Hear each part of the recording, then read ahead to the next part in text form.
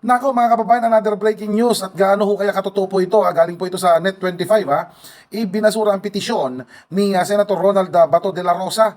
O alam naman po natin mga kababayan, umaapila nga itong si Bato na maproteksyonan ho siya dyan sa may Supreme Court. O ngayon mga kababayan, ito na po, ibinasura po ang petisyon ni Bato nga daw. Posible na umano siyang maaresto sa Senado ngayong Miyerkules, Mayo 13. Ngayon po ito mga kababayan Pilipino. NBI Director, sige na, arestuhin mo na. Yung mga hara-hara dyan ng mga senador, isama mo na. Arestuhin mo na rin yung mga yan. At baka pwedeng pakibilis-bilisan nyo ho.